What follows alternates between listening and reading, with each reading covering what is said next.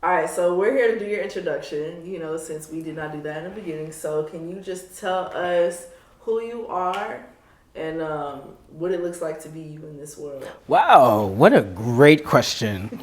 Um, my name is Blaise Elliott. I go by David. I go by Blaise. I go by Brilio.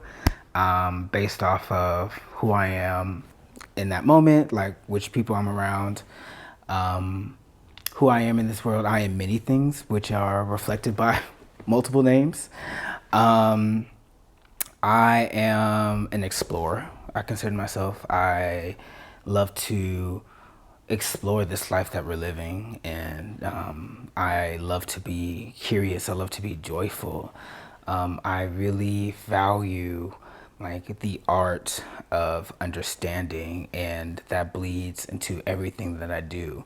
And so I do professionally consider myself a scientist as well as a creative, and I allow those two different avenues to like engage in my exploration, engage into my curiosity in a varied multiple amounts of ways.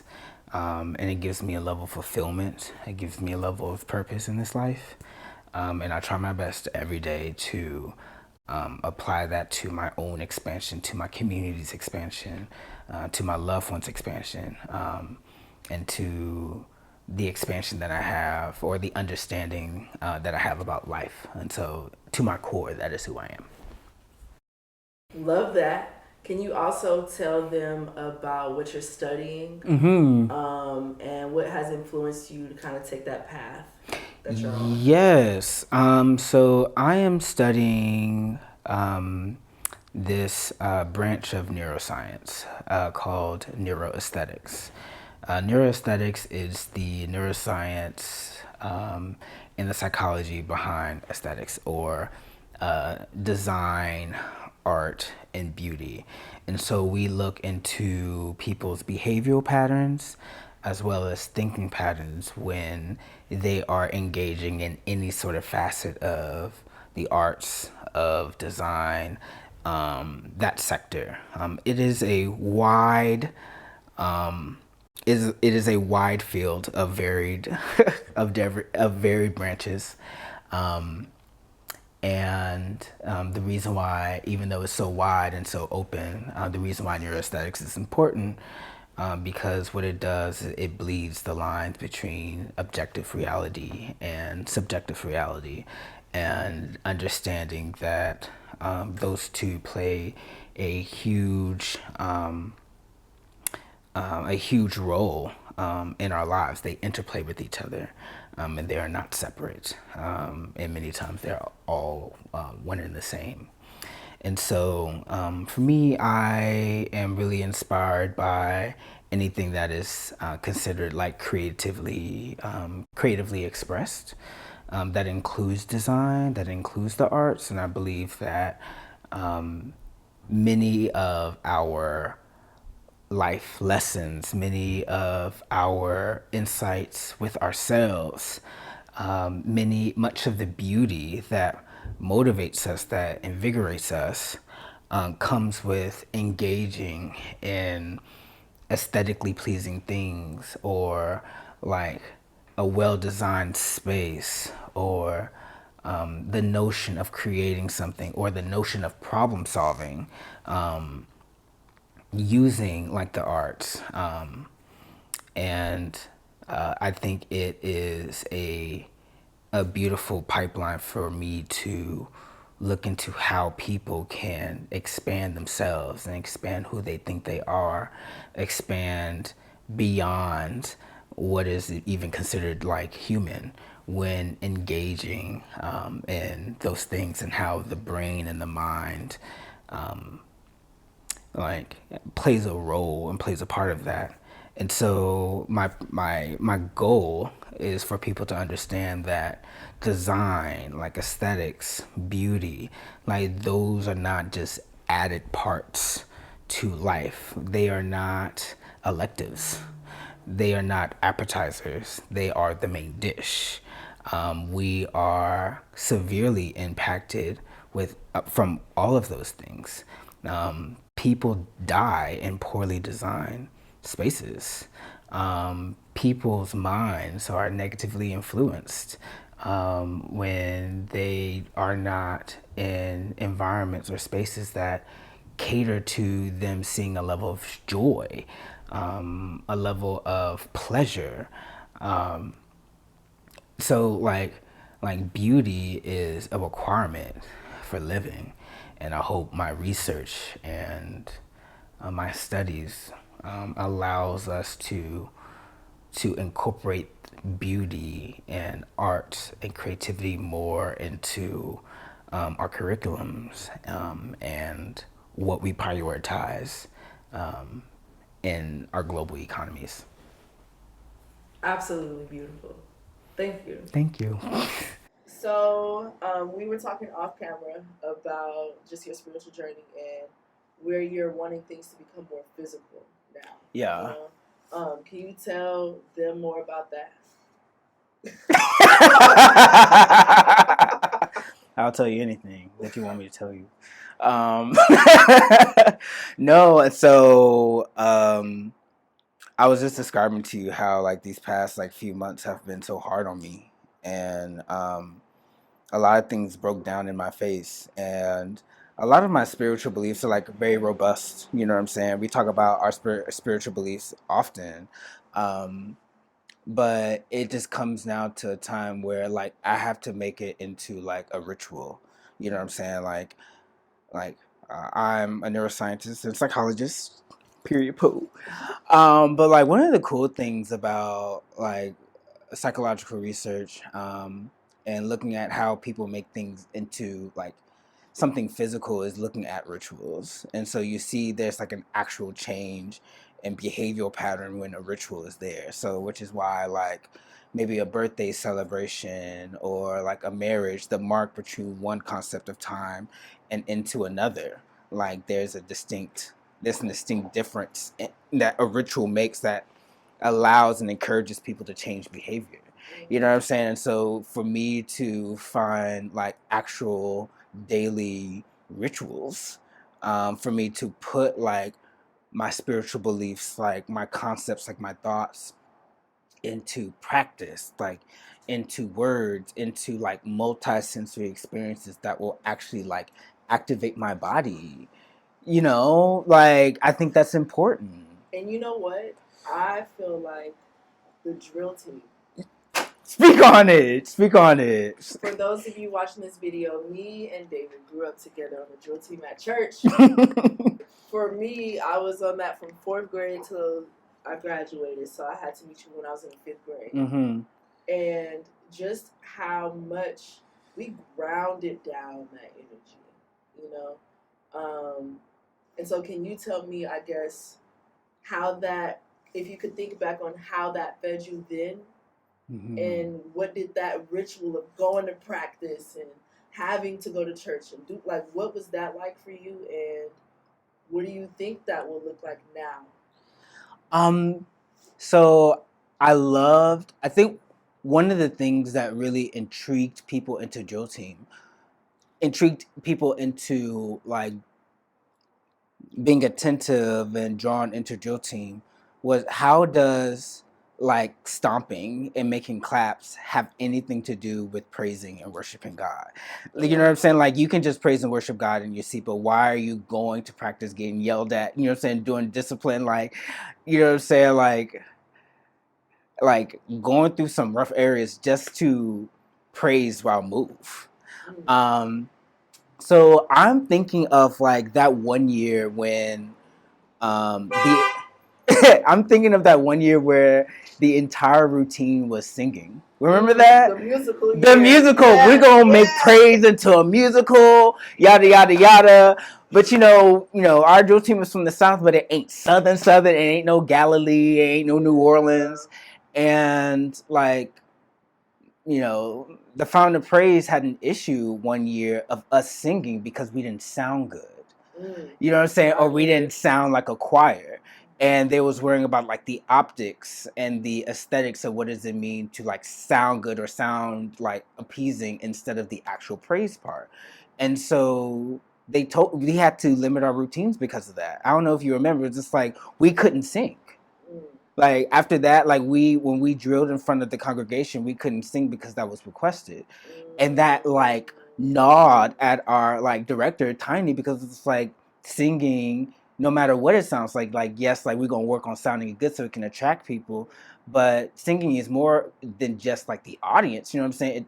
The singing portion, like it tells a story. It's for the people who's actually doing the singing, you know what I'm saying? Like singing and audio completes the movement.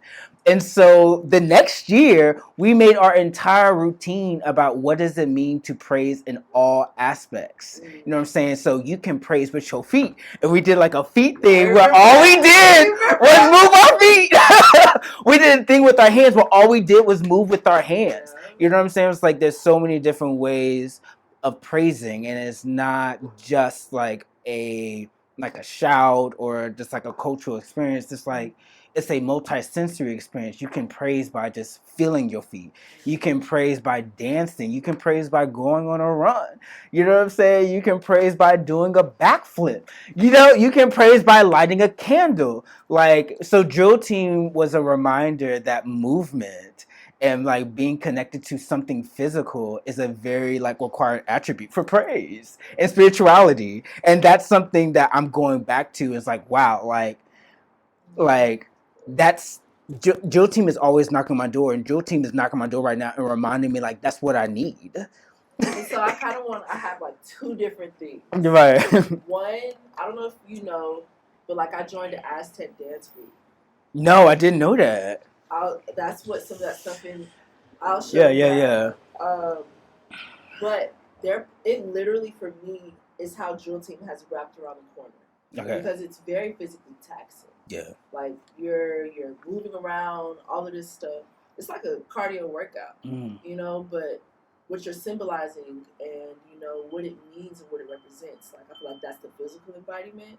However, when you said that all of the different ways that we could praise, for me, that's when the ritual, I guess for me, why I don't necessarily have rituals every day, is because my ritual is being consciously in each moment and being aware of all of the magic around me.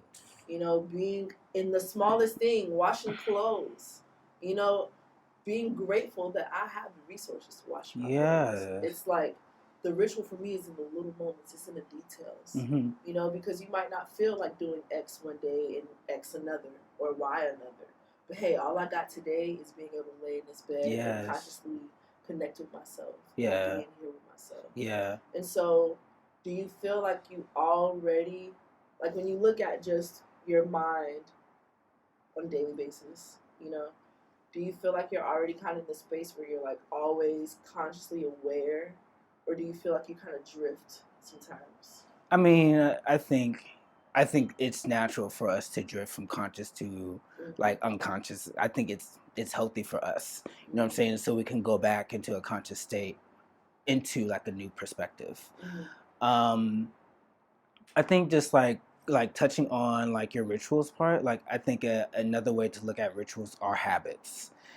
And so like habits that allows us to be present in a way is a ritual. So it doesn't have to be something that's traditionally concrete that has all of these steps and you have to do it.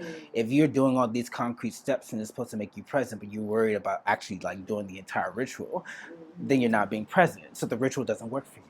Yeah. You know, what are some of those like habits that you think that I do? I like taking walks. I like dancing. I like dancing like in my room by myself.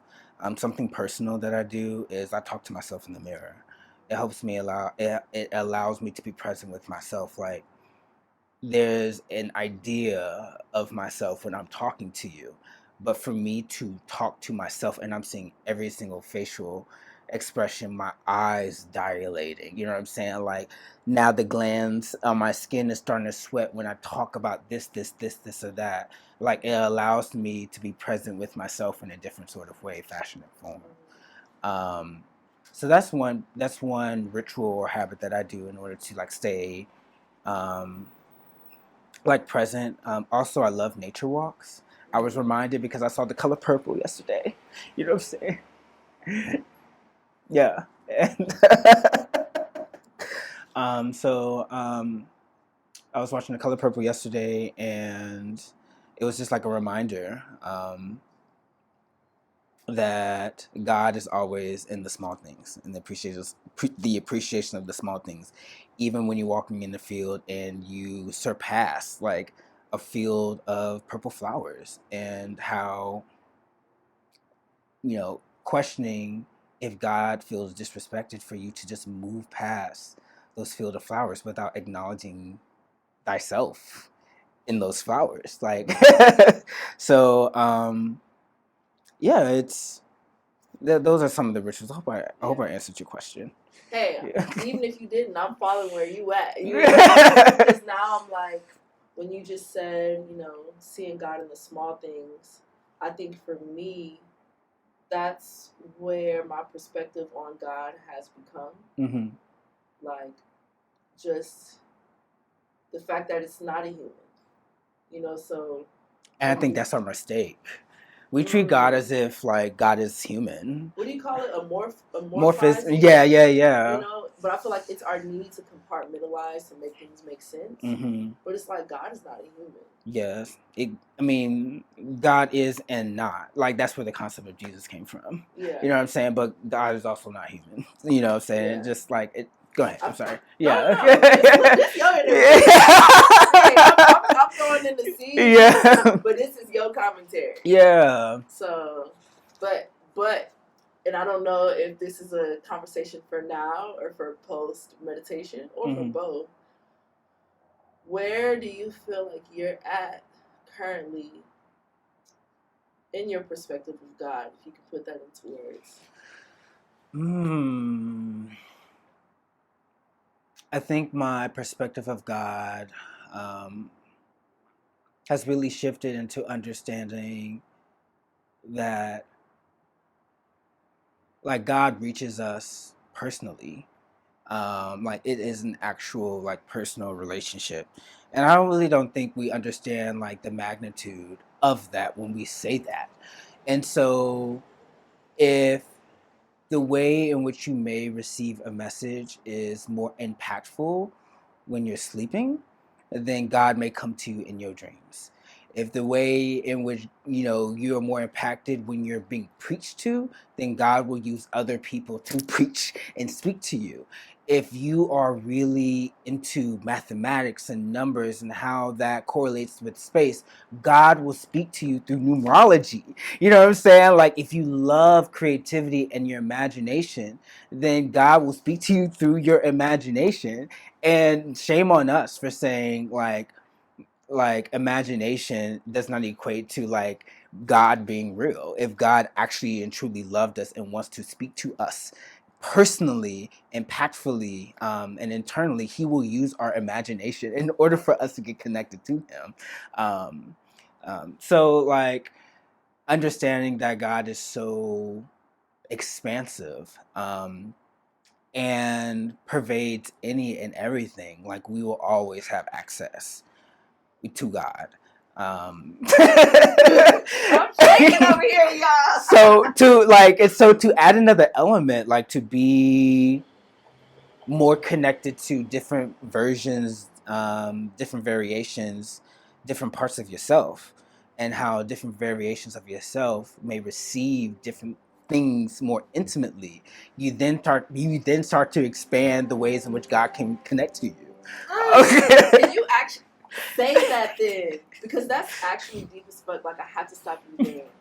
The more that you explore your full compass and your full universe, the more radars you have. You build the amount of ways, you build the radars that you just said to be able to receive God. All of these different channels you're opening up. Yes.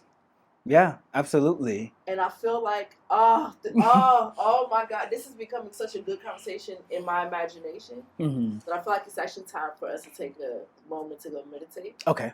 And so this might be the end of this clip or whatever, but we got some talking to do, like, in another world, I'll be back, baby.